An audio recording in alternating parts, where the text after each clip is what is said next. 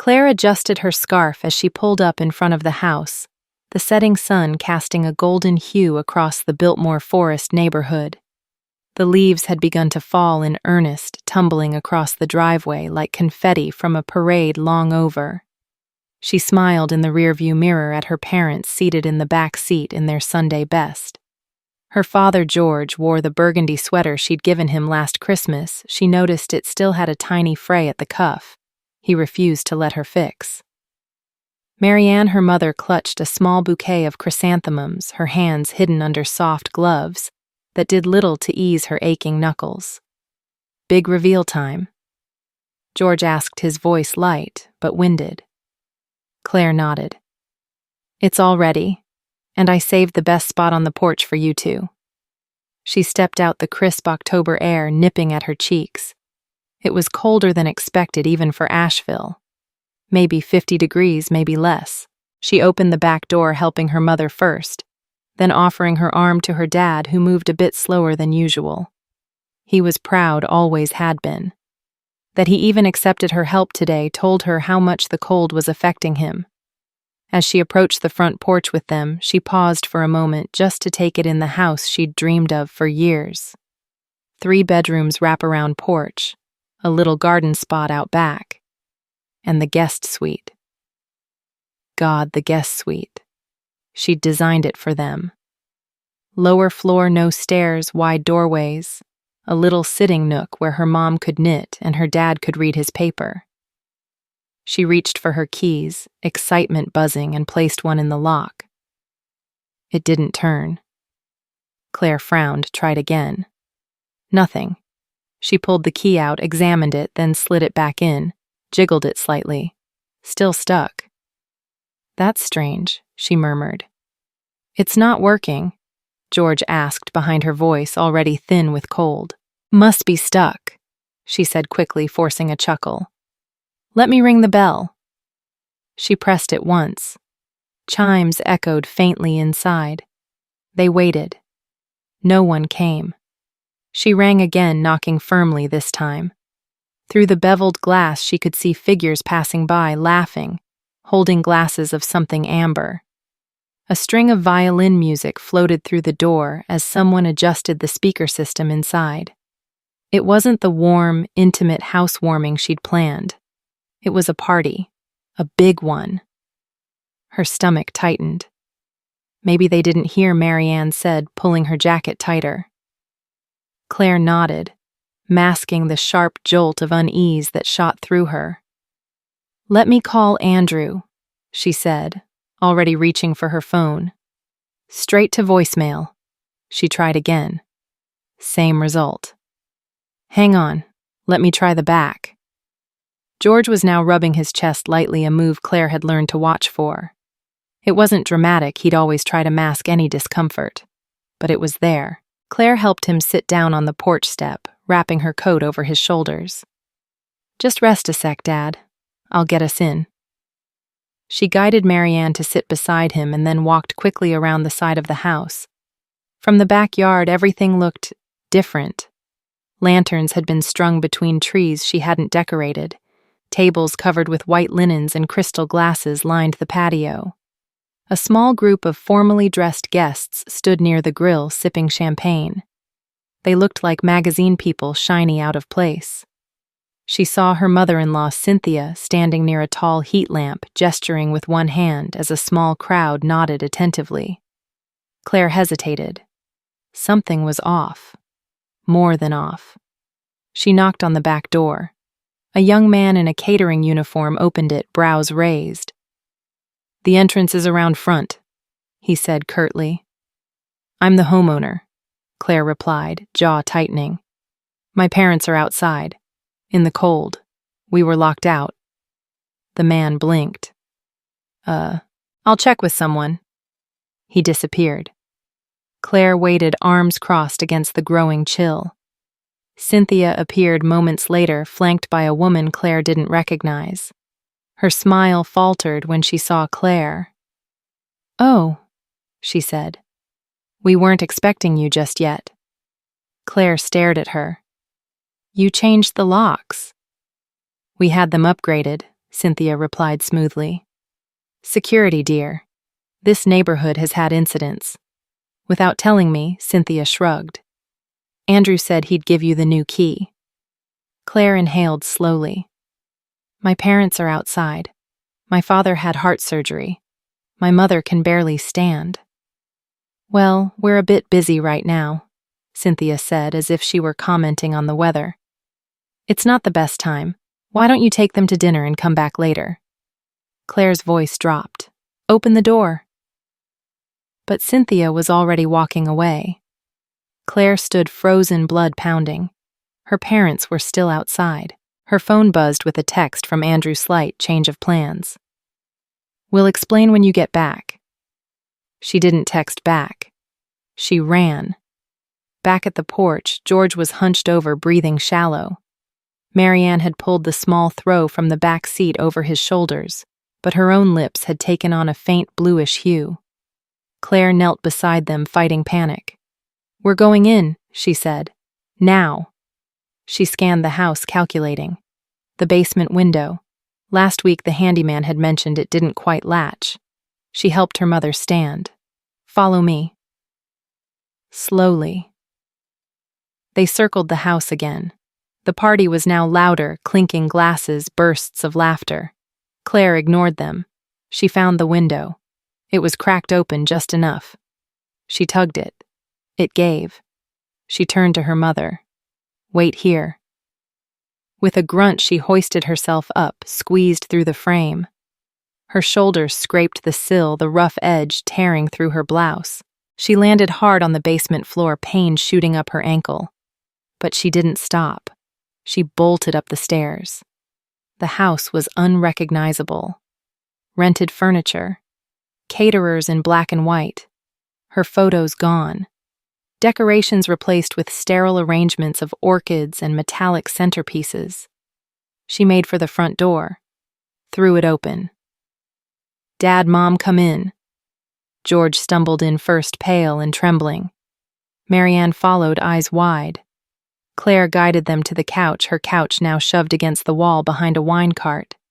She grabbed a blanket from a trunk, wrapped it around George, then sprinted to the kitchen. The fridge was filled with things she didn't recognize. Tiny appetizers, trays of hors d'oeuvres. Behind a tray of salmon mousse, she found the pillbox she had prepared that morning. She returned, kneeling beside her father. Here, take these. He swallowed with shaking hands. Marianne gripped his knee. Voices around them quieted. Heads turned. People stared. Nancy approached, drink in hand, smile tight. What is the meaning of this? Claire stood. You locked my parents out in 40-degree weather. Nancy's eyes narrowed. This was an important evening. For Andrew's career. Claire's voice rose. You could have killed him. Nancy's expression didn't change. You're making a scene. Claire didn't care. I am the scene. Claire's hands trembled as she closed the front door behind her parents. The warmth inside the house felt foreign now, artificial, like it belonged to someone else. George eased himself onto the couch, his lips still tinged with blue. Marianne hovered beside him, rubbing his back in small, slow circles. Claire crouched down, her ankle still throbbing from the basement landing, and watched her father's face as he swallowed his heart medication. It was the face of a man trying to be strong for everyone else. The buzz of party chatter had softened into a nervous murmur. Guests who had moments ago been laughing over sparkling drinks now cast sideways glances toward the trio huddled in the corner. A woman with an updo and pearl earrings whispered to her husband. Another clutched her clutch tighter, shifting uncomfortably in her heels. Claire stood up slowly, scanning the room. Her photos gone. The watercolor of her parents' wedding day, the one she'd framed and placed above the fireplace, had been removed. In its place was a giant abstract canvas in shades of gray. Her hand instinctively reached for her phone, but it wasn't in her pocket. She must have left it outside, or maybe it had fallen in the basement. It didn't matter now. From the kitchen, Cynthia approached, heels clicking sharply against the hardwood. Her expression was composed, but Claire could see the tightness around her eyes. She wasn't used to being questioned. She certainly wasn't used to being confronted. "Claire," she said, voice low but firm. "This really isn't the time. We have the governor's assistant here tonight. It's an important networking opportunity." Claire stared at her. "You left my parents outside." "My dad." Her voice cracked. "He has a heart condition." "There was clearly a miscommunication," Cynthia replied smoothly, as if she were diffusing a scheduling error at a charity gala. "Andrew mentioned you might bring them later. We assumed after dinner. They were out there for nearly 30 minutes. Claire's voice was louder now. Guests had stopped pretending not to listen. "You changed the locks, without telling me." "My key didn't work." Cynthia gave a tight-lipped smile, glancing around as if hoping someone would come and rescue her. The security company said it was an urgent upgrade. Andrew signed off. Claire stepped forward. "You took over my house. My parents were standing on the porch freezing while you served canapés to people we've never even met." "It's not that cold," Cynthia said lightly. "It's October," Claire snapped. "My mom has rheumatoid arthritis. My dad nearly passed out."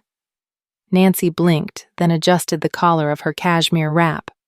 "I think we should all take a breath." Claire turned on her heel and stormed into the kitchen, ignoring the murmurs in her wake.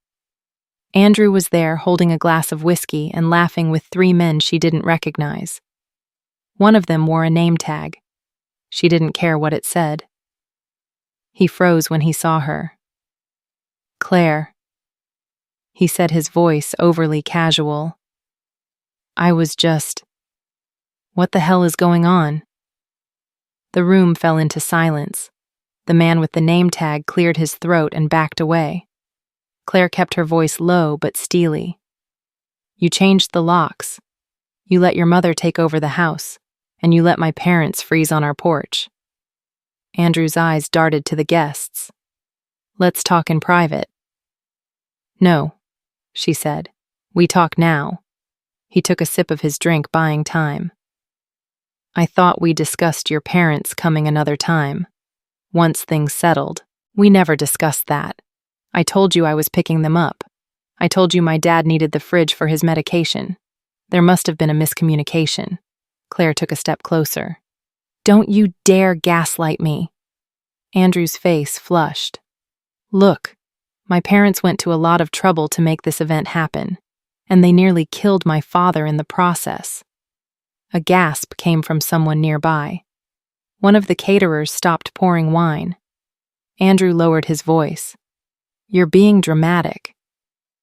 Claire didn't respond. She turned to leave, but as she stepped into the living room, a commotion near the couch made her freeze.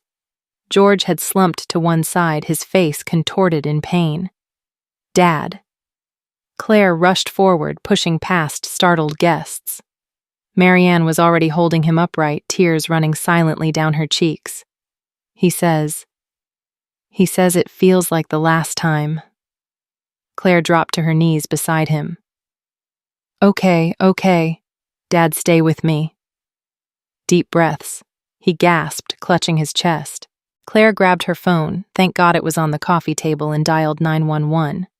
"Yes, my father's having chest pains. He's a cardiac patient. We're at 112, Larchmont Drive, Biltmore Forest. Please hurry." Around her, the party dissolved into chaos. Some guests fled to the backyard. Others froze, unsure if they should help or vanish. Cynthia stood at the edge of the room, staring as if she were watching a car accident she couldn't look away from. Marianne whispered, "He's so cold, Claire. His skin's like ice." Claire wrapped another throw blanket around him, cursing the fact that the throw pillows had been replaced with stiff, decorative ones. George's breath was shallow. Claire held his hand, the same hand that had once steadied her bike, changed. Her flat tire walked her down the aisle. "I've got you," she said. The sirens arrived within minutes, the red and blue lights reflecting against the formal decorations.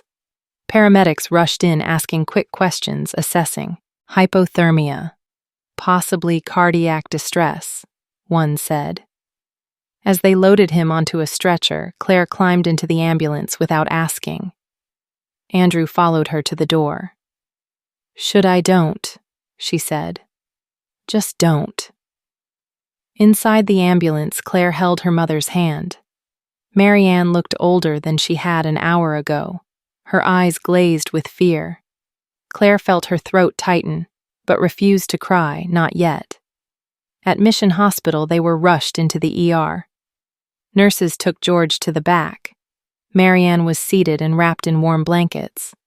A nurse offered Claire a cup of coffee. She took it with shaking hands. The attending physician returned 30 minutes later. "He's stable for now," the doctor said. "But exposure like that, especially in cardiac patients, is dangerous." His temperature was below normal when he came in. Claire nodded, eyes fixed on a point beyond the doctor's shoulder. "Was he outdoors long?" 30 minutes, she said. "Maybe more." The doctor sighed. "That's too long, but he's lucky. You acted fast." Claire walked to the hospital room. Her father looked small beneath the blankets. Marianne sat beside him, holding his hand like it was glass. Her phone buzzed. "Andrew." She let it ring. Then another message. "Are you coming home soon?" "The party's wrapping up." Claire stared at the screen, disbelieving. Then slowly typed, "Don't be there when I get home." Claire stood at the hospital window, watching the first few leaves of the evening settle against the glass. The ER waiting room behind her hummed with fluorescent light and muted voices punctuated by the occasional beeping monitor. It was past midnight, and the adrenaline that had carried her through the night was fading fast. Her fingers curled tightly around the cup of lukewarm coffee the nurse had brought her earlier. She hadn't taken a sip. Behind her, George lay sleeping under a pale blue blanket. Monitors beeped softly beside him. His color had returned, but only just. A tinge of gray still clung to the edges of his skin, and every shallow rise of his chest reminded Claire just how close they'd come. Marianne sat curled in the chair beside the bed, her head resting lightly on her husband's shoulder, as if afraid to disturb the fragile peace. She hadn't spoken much since they'd arrived. The only thing she'd said just once, just above a whisper, was, "He always wanted to see this house, you know. The inside." Claire blinked, hard eyes burning. Her phone buzzed on the counter behind her. She didn't turn around. A minute later, it buzzed again. She knew who it was. She finally picked it up, checking the screen. Andrew Collins. 6 messages, 4 missed calls. She opened the texts. "How's your dad? Should I come to the hospital? Everyone's gone home. Mom is upset. Let's talk about this tomorrow when things are calmer. You overreacted. It's not as bad as you think." Claire, seriously. "I'm trying here." She didn't reply. Instead, she opened her contacts and tapped the name Rachel Grant. Her friend answered on the second ring, voice, groggy but alert. "Claire." "What's wrong?" Claire exhaled. "Rachel, I need you."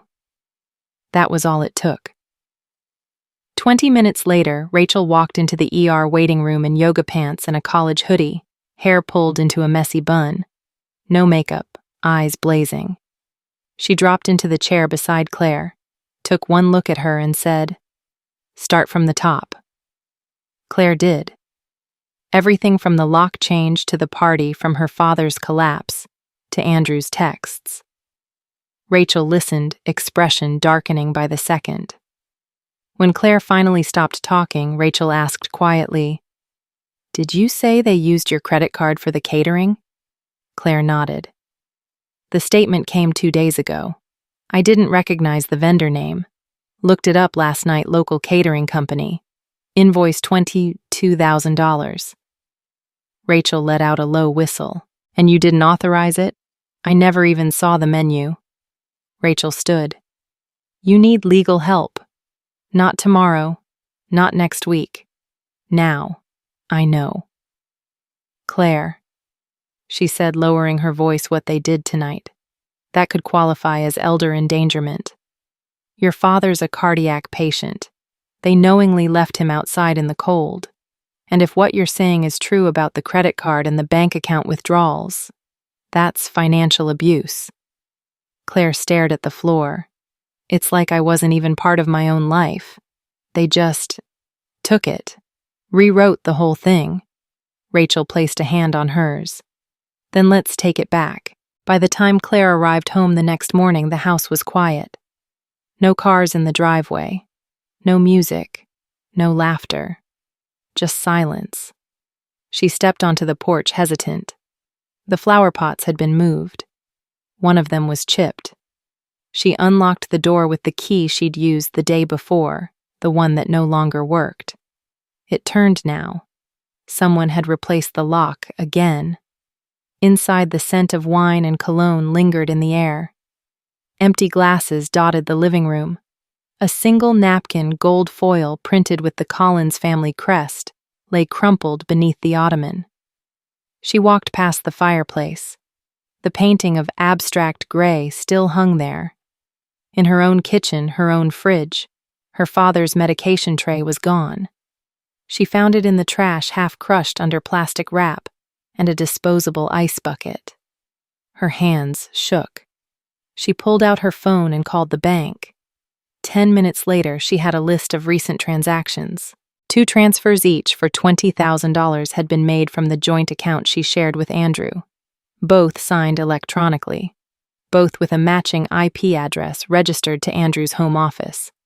She hung up, fury quiet and cold in her chest.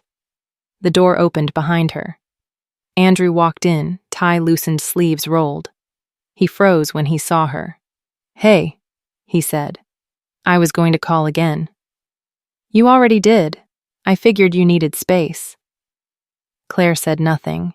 He stepped into the kitchen. "I cleaned up most of the party stuff. Mom and Dad left early this morning. They didn't mean for any of this to happen." "Really?" she said. "Because your mom told me to take my parents to dinner and come back later." Andrew sighed. She was under pressure. The senator's aide showed up last minute. "This isn't about networking, Andrew." Her voice cracked.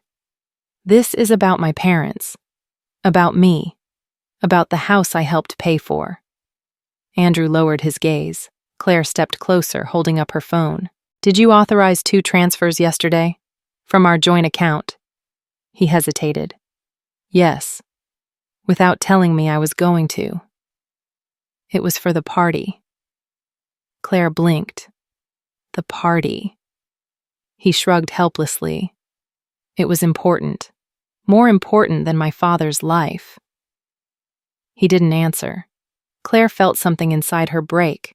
Not like a sharp snap, but like paper tearing slowly down the middle. She turned toward the door. "I'm going to Rachel's. Don't be here when I come back." He started to speak. She held up a hand. "No, I'm serious." At the doorway, she paused. "I don't know who you've become, but this version of you, I don't trust him." Andrew's expression cracked just barely. But it was too late. She stepped outside and shut the door behind her. Back at Rachel's apartment, they sat at the dining table surrounded by manila folders, a laptop open between them. Claire hadn't slept, but she didn't feel tired. Rachel flipped through documents. "This is textbook. You're listed on the deed. The bank account's joint, but those transfers happened without consent. And the catering charge, fraudulent. You've got a case." Claire leaned back. "What do I do first?" Rachel didn't hesitate. "You change the locks. You file a police report just to document. Then we meet with a property attorney. I've already texted someone." Claire nodded. Rachel opened a drawer and pulled out a small black envelope. "Also, here's a spare key, in case you ever want to hide your originals somewhere safer." Claire took it, her hand curling around the cool metal. Her phone buzzed again. A new message from Andrew. "We'll pay it back. All of it." She stared at it, then turned to Rachel. What if he means it? Rachel looked at her evenly. He still let it happen. Claire nodded, voice quiet, but steady. Then it's time to take it back. Claire sat at the small round table in Rachel's apartment, a legal pad in front of her filled with her own handwriting dates, amounts, phone calls, names. Each line represented a moment she'd let something slide. A missed warning sign, a little betrayal she'd swallowed with a smile. She had a headache, the kind that started behind the eyes and spread downward, settling into her jaw. Rachel came in from the kitchen, 2 mugs in hand. "Black 2 sugars," she said, handing one over. Claire smiled faintly. "You always remember. Comes from watching you drink 8 of these during finals week." Claire sipped. The warmth steadied her. They had been up since 6 gathering documents. Rachel had sent a list: bank statements, emails, property deeds, medical records. Claire had printed everything. She wanted proof not just for the lawyers but for herself, so she could hold it in her hands and know she wasn't crazy. "What's next?" Claire asked. Rachel flipped open her laptop. "We meet with Diana Miller at 11. Property attorney. She's seen cases like this before: joint property abuse, asset misappropriation. She'll guide us." Claire nodded slowly. "Do I need to tell Andrew first?" "You're not required to." "I know. It just feels like a war." Rachel met her gaze. "It's not a war if you're just taking back what's yours." Claire looked down at the invoice printout on the table. "Evergreen Catering, $21. $860. For SOR, client Cynthia Collins, cardholder. Claire Emerson." Beneath it, a photo from the party, Cynthia posing with a local councilman in front of Claire's fireplace. Her own parents hadn't even been allowed inside. The rage had cooled into something worse: clarity. Claire opened her email and typed quickly. "To Andrew Collins. Subject: Financial activity.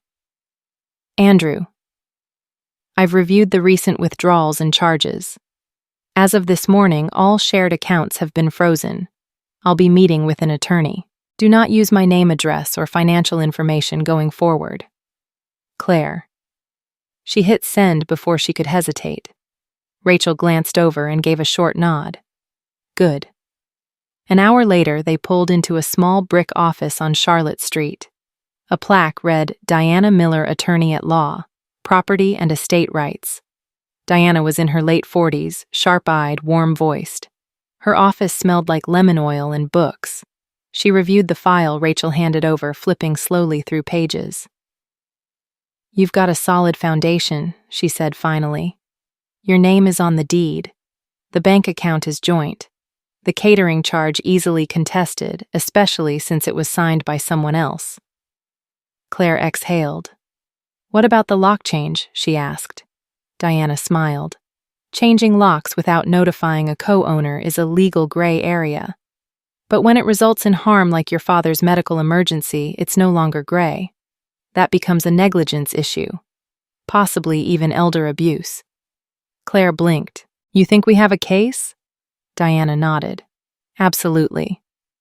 They spent the next hour reviewing steps.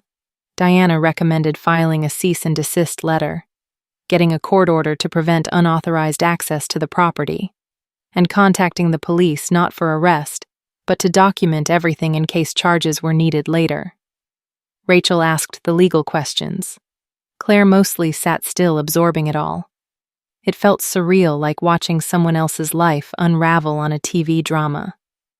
On the way out, Rachel said quietly, "You're doing great." Claire managed a smile. They drove back to Rachel's place. The air was warmer now, but Claire still felt cold. A slow, deep chill that wouldn't go away. As she stepped inside, her phone rang. Unknown number. She let it go to voicemail. Seconds later, a message buzzed in. "Hey, Claire. It's me, Emily, Andrew's sister. I know this is out of the blue, but I think we need to talk." Claire stared at the screen, stunned. She hadn't spoken to Emily in over a year. The last time had been awkward Christmas dinner 2023.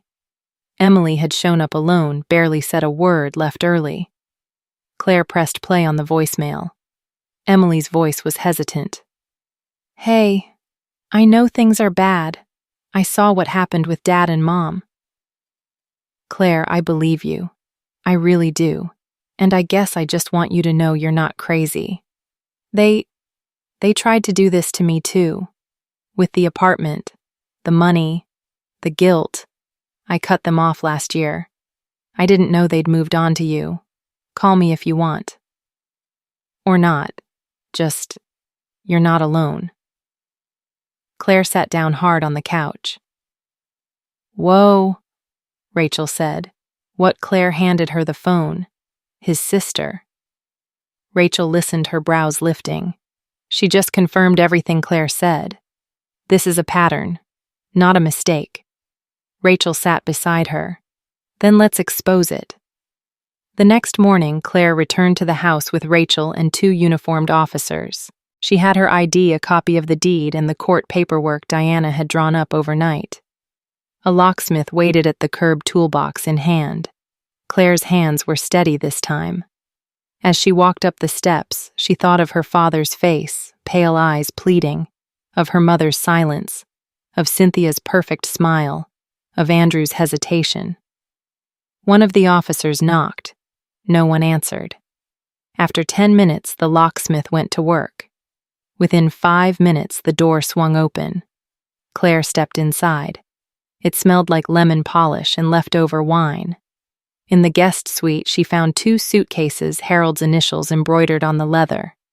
In the closet, Cynthia's coat. On the bathroom counter, his toothbrush, her skincare bottles. On the dresser, a folder labeled Collins Library Conversion Plan, 2025. Inside were blueprints, notes, a sketch turning the guest room into a reading space, her parents' suite wiped clean on paper. Claire sat on the edge of the bed, staring. Rachel walked in holding an envelope. Mail from yesterday, addressed to Mr. and Mrs. Collins. Claire took it, heart pounding. It was a USPS change of address confirmation, requesting mail forwarding from their old address to hers, filed a week ago. No signature from her, no permission, no shame. Claire stood, jaw clenched. They were trying to move in. Fully. Legally. Rachel's voice was cold. And push your parents out. Claire turned to the officer. I want it all logged. Every item that's not mine. Every document. Every box. The officer nodded, scribbling in his notebook. I also want a trespass warning filed, she added. For Cynthia and Harold Collins. Rachel smiled faintly. Welcome home, Claire. Claire looked around the room, her voice quiet. Not yet, but we're getting there. The morning was crisp and gray when Claire stood at the foot of her own driveway waiting. A thin mist clung to the lawn like a breath that refused to let go. Her arms were crossed tight across her chest, not just for warmth, but for balance. A squad car idled nearby. Inside, 2 officers waited with quiet patience, aware this wasn't just a house call. It was a reckoning. The locksmith pulled up in a white van marked A. Asheville Lock and Key. He was a compact man in his 60s, gray hair, under a navy cap, and eyes that didn't flinch when Claire handed over the paperwork. You're sure you're the owner? He asked gently, more as formality than challenge. Claire nodded and passed him a folder. Names on the deed. Court documents signed yesterday. Officers are here to witness just in case. The man gave a nod. Then let's get your house back. As he set to work on the front door, Claire stared up at the windows. Those same windows she had cleaned herself 2 weeks ago, hoping her parents would sit behind them and smile at the trees. Instead, they'd nearly frozen to death on that porch. Her jaw tensed. Within minutes, the lock clicked. The locksmith stepped back. "You're in." Claire exhaled. One of the officers gave her a nod. She opened the door slowly, the scent of stale wine and potpourri hitting her first. The house was silent. Too silent. She stepped inside and felt something shift, like walking into a room you used to love, but no longer recognized. She moved through the entryway, scanning. To the right, the living room still held remnants of the party, a crystal glass on the windowsill, a serving tray shoved beneath the ottoman. She walked past it toward the hallway. In the guest suite, the evidence remained untouched. Harold's shoes lined neatly beneath the dresser, Cynthia's silk robe hanging from the bathroom hook. Claire didn't touch a thing. She took photos every item, every room, every time-stamped minute. In Andrew's office, she found more. A binder labeled House Updates. Fall, winter sat on the desk. Inside were blueprints for remodeling. Not just cosmetic ones. Functional changes. Removing the second entrance to the guest suite. Replacing the kitchenette with bookshelves. Converting the bath into a wine room. Claire's heart thudded. Behind the folder, a letter from a contractor dated last week. Looking forward to final walkthrough on November 4th. The Collins family library will be stunning. Claire stared at the signature. No mention of her. She walked back into the hallway just as the second squad car pulled up. Nancy and Harold Collins stepped out. Claire's pulse spiked. The officers moved quickly, blocking the porch steps. Nancy's expression was one of disbelief, no makeup, still in her tailored coat, a scarf thrown haphazardly over her neck. "What is the meaning of this?" she called, stepping forward. Claire moved to the threshold. "I've filed a legal cease and desist," she said, "and a trespass warning. You are not allowed on this property without written permission." Nancy scoffed. "Our son owns this house."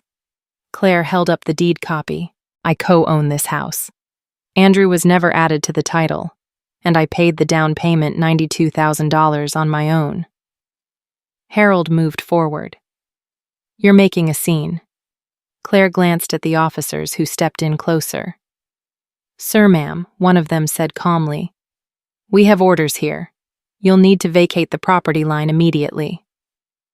Nancy's mouth opened, then closed. Claire watched them retreat down the steps, get into their car, and drive off slow, hesitant. No more confidence in their shoulders. No more smirks. Rachel stepped beside her from the doorway. She had arrived 5 minutes earlier, silent, waiting, dressed in clean lines and hard truth. "You handled that like a CEO," she said. Claire didn't answer. She was still listening for something inside her to settle. She finally turned. "I want every room checked, every document logged, every single thing they touched. I want record." Rachel nodded, already in motion. That evening, Andrew texted, "Can we talk? Just us. Please." Claire stared at it for a full minute, then replied, "Tomorrow, 10 a.m., law office. Bring your parents." The next morning, Claire sat in the quiet of Diana Miller's conference room, sun filtering through the blinds in pale beams. A carafe of coffee sat untouched beside her. She didn't need caffeine. She needed clarity. At 9:58, Andrew walked in, followed by Cynthia and Harold. They looked smaller than usual. Maybe it was the office lighting. Maybe it was the weight of consequence. Diana greeted them professionally, gestured toward the seats across from Claire. The meeting began without pleasantries. Claire laid out the timeline, the unauthorized transfers, the party charges, the change of address. Then she handed over the photos, each one time-stamped. Cynthia opened her mouth to speak. Diana cut her off. "Mrs. Collins, you may want to wait for your attorney before commenting further." Claire looked directly at Andrew. "You stood there. You watched them lock my parents out. You signed the withdrawals. You approved the catering.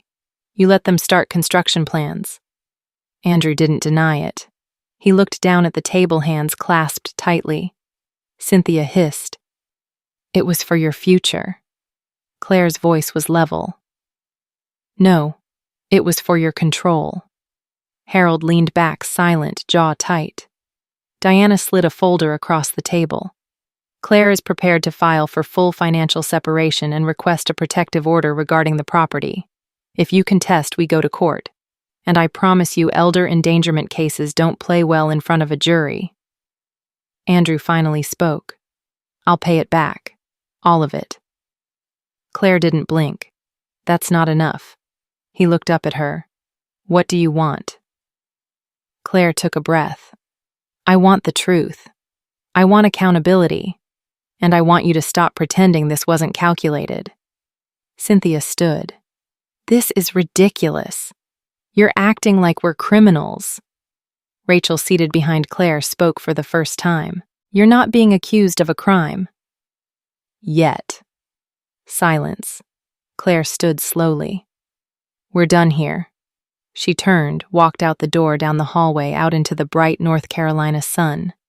The air smelled like pine and dry leaves. She didn't cry. She didn't shake. She just walked forward, one step at a time, toward home. 6 months later, the garden was blooming. Claire stood on the back porch, one hand wrapped around a steaming mug of chamomile tea, the other resting on the wooden railing she and her father had sanded down and repainted in April. Pale pink dogwoods framed the edge of the yard, and the first hint of summer buzzed softly through the air. The house. Her house felt different now. Not just in appearance, but in spirit. The tension that once clung to the walls had vanished, carried off in the chill of winter's end. Everything felt a little lighter, like the whole place had exhaled with her. Inside, George was helping Marianne roll biscuit dough in the kitchen. She could hear his low hum, some forgotten tune from the 60s, and her mother's soft laughter drifting through the screen door. Claire smiled. The guest suite had been restored, the kitchenette fixed. The bookshelf that Cynthia wanted had been turned into a medication shelf, instead stocked, labeled, organized.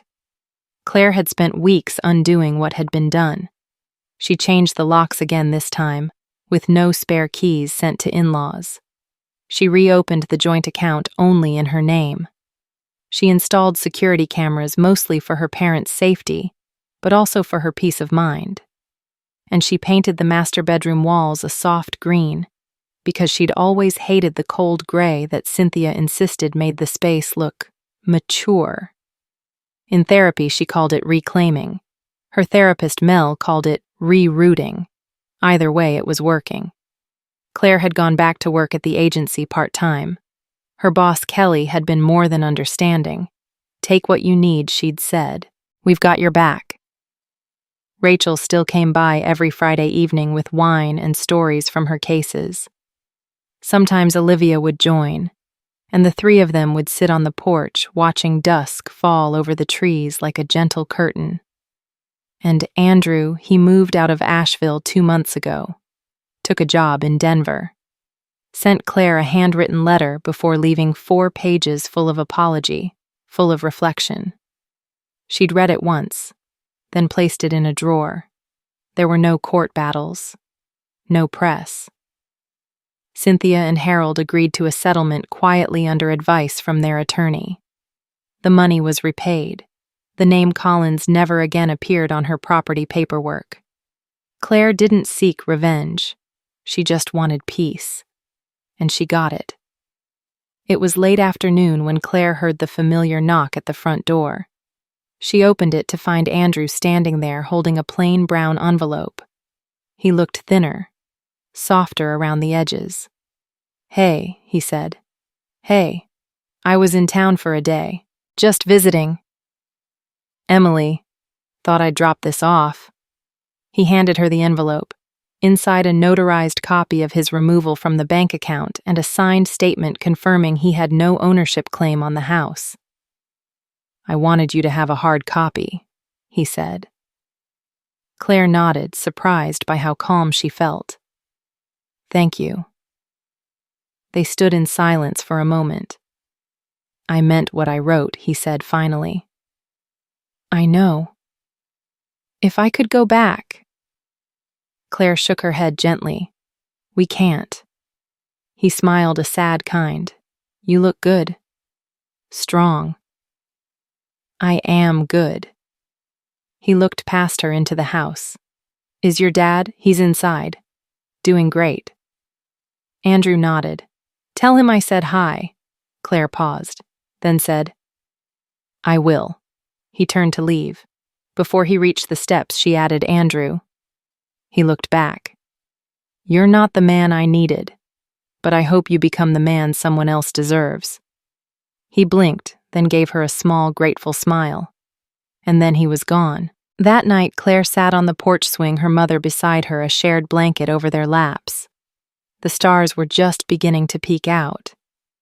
Remember when you used to say you'd never own a house? Marianne said. Claire laughed softly. Yeah. I said I'd rent forever. No maintenance, no roots. Marianne sipped her tea. Funny how roots find you anyway. Claire looked at the garden, the lights she'd strung between the trees, the wind chimes made of old silver spoons, the herbs sprouting from repurposed mason jars. It's not the house that matters, she said. Her mother looked over. It's what you protect inside it. Inside, George snored softly on the recliner. A framed photo sat on the mantel. Claire between her parents on move-in day, arms wrapped tight around their shoulders, their smiles crinkled and real. Above it, a new painting, soft greens, golds, and blush pinks. No gray in sight. Claire closed her eyes and let the swing rock gently back and forth. Not every battle ends with fireworks. Some end with a garden, a porch light, a cup of tea, and a woman once overlooked now finally seen. If this resonated with you, please like and subscribe to my channel for more real-life experiences and lessons learned. And remember, sharing these stories helps others recognize and address similar situations in their own lives. Thank you for being here with me through this journey. Stay strong, set healthy boundaries, and protect what truly matters.